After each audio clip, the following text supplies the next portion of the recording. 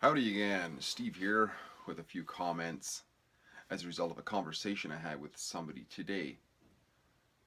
Some of you know I'm involved in public speaking, mostly through the Toastmasters organization. It's been very helpful in terms of building up confidence and personal growth, really. Well, this individual wanted to know how it's possible to be able to do a public presentation without notes. Now, that is a very interesting question. At least it was a very interesting question for me. I don't know if it's an interesting question for you. Some people maybe have that innate or they've done a lot of practice and it becomes part of them, right? But when I first started doing this, going to these clubs, remember this guy, he was actually a stage actor and he'd been involved in Toastmasters for a while. And I saw him do a speech one night. Probably I might have been there 3 times or whatever, and to me it was like a holy shit moment. Like, man, oh man, how the heck did he do that? Because he just walked there on the stage naturally, like he was in his living room, and eloquently delivered this wonderful speech with no notes. I was convinced that the guy had to memorize it all. Now, the way it works in Toastmasters, it's probably going to change, but the way it works currently is the first speech is called an icebreaker, the first developed speech, or the first written speech, or the first, what they call a prepared speech. And they do have a mentor program, and I actually had a mentor, but I guess I didn't ask the right questions because I thought for some reason that I had to memorize to a great extent. Because I also had a big problem with reading, because I didn't learn how to read till I was an adult. So in a stressful situation, I actually couldn't read, or I'd freeze like through an anxiety attack. So that, even if I couldn't read well during an anxiety attack, forget it, I couldn't read at all. So writing up the notes and reading it from the lectern wasn't an option. Just winging it wasn't an option. So you know what I said to myself? I said, hey, I grew up in a Catholic family where we said many, many Hail Marys, right? I figured, if I can remember the Hail Mary, which I could, and to this day I could probably still say it, I said, that's just memory. I memorized it. So why don't I memorize something else? Why don't I memorize the speech? Wrote the speech up. And at the time I had the farm, and it took 2 weeks. Every night I'd go in the field, and I'd read one line, memorize it, add the next line, memorize it, then put the two together, until I got right to the bottom of the entire speech for 5 minutes of talking. And I got up there, stood in the middle with no notes, because I saw this guy use no notes, and I motored that thing off like it was a machine gun. And actually, him who did the evaluation, in Toastmasters do evaluations, there's no leader, it's everybody helping each other. So there's an evaluation stand-up presentation as to what they thought of your speech right afterwards. And the first words out of his mouth was, I have never seen anything like that. And it's true, I haven't seen one like it either since. I don't recommend it.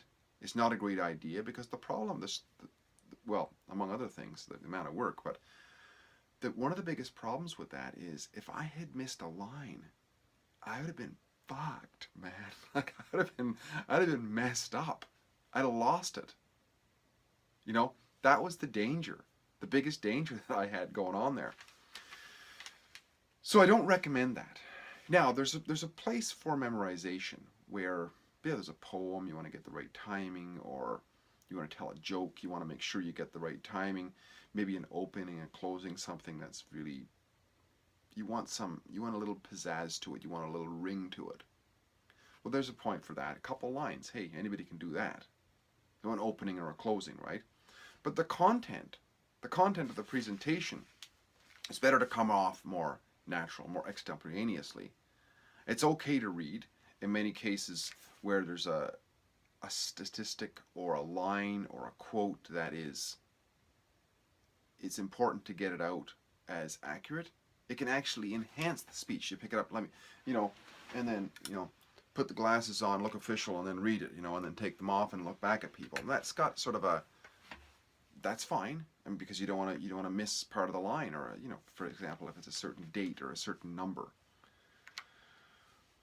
But in a general sense, what really helps? there's two things going on that I notice, anyways, in public speaking. The one thing is the structure of how to do something, how to structure something. And the other thing is the just getting comfortable out there and talking to people.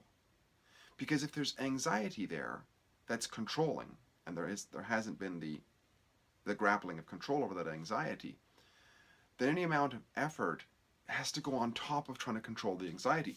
So if you get that under control, then everything else is easier. So practice is what helps with that. That's the biggest thing, is practice, right? Like anything else. You practice something, even world-class hockey players, they never stop practicing. They don't use it, they lose it, right? It's because it's like a mental muscle, basically. The other thing is to speak about things that you're used to, especially when in those early stages. That's why the icebreaker speech that we use in Toastmasters it's intended to be like, just tell us about yourself. Tell us where you came from, where you went to school, and whatever. Because that way you hardly need any preparation. You just go in a timeline, a chronology, and you tell us. Talk about it for 5 minutes and just tell us. I didn't do that originally, but it would have been a lot easier rather than 2 weeks in the fields, because I didn't know. The other thing you can use is a prop that helps in the transition of things. For example, if you have a whiteboard or a flip chart or even a PowerPoint that's on the wall, if it's got a few headings, then you can look around and refer to that, and everybody can see it, and you have some sort of a template to follow that's out there. You don't have to be reading off a sheet. You can actually see your points. You can have a flow chart where you can systematically go from one point to the next, you see. So that helps as well. And the same with a handout. If you give a handout and it's a sequence on the handout, then you can just follow along on the handout and fill in the rest within the blanks. And if it's something that if you're talking about your career, if you're a mechanic and you're telling people how to maintain their car, we've already done it 100 times. So all you have to say is you have the points. The first thing is opening up the hood, the second thing dipping the oil and whatever, and then what you're looking at for those things, you see. So you're using that as a crutch, really, because when we're not strong in our life, we injure ourselves, we get crutches, right? We help us out. When we're not that strong in our confidence in talking to people in a larger group, then a crutch of some sort can help. And these are the things I'm kind of talking about. The other thing is a short outline that nobody really sees. You can lay it up there on the lectern or the podium, whatever you want to call it, and you can just refer to it once in a while. And you can use different color codes, you can highlight, you can underline with red, you can bold if you print it out, where you see those topics pop up at you, and you've got that as a security if you have to go back to it, right? Another thing is, if you know how long you're going to talk, to limit your number of points, or to have several exits if you don't know. If you say you're not sure if it's going to be a 5-minute, but it might be extra time, so you've got 10 minutes, or it might be 15 minutes, but you might have to cut it short. Well, you can have a number of points, but know where you can cut out to the conclusion after 3 points. But if you got extra time, you could add another couple of points.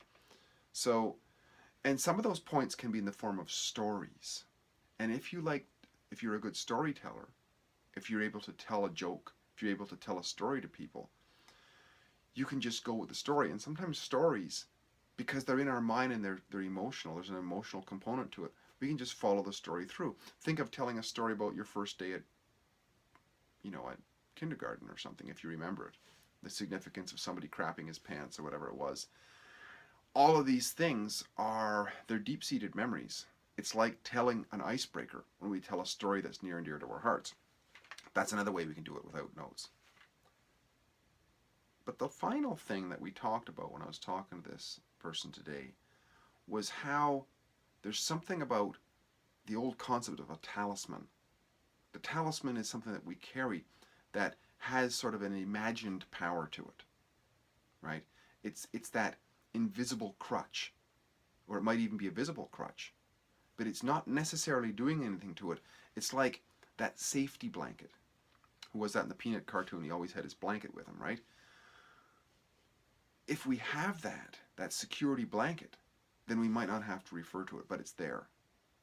Like I've done quite a few contests through Toastmasters, and the first time I ever did one, it was frightening because from the club it's just a small group of people. Get to the larger contests, it's a large room full of people, and there's no lectern or podium, and there's no notes. You're up there on the stage like Tony Robbins all of a sudden, and you have to deliver a speech.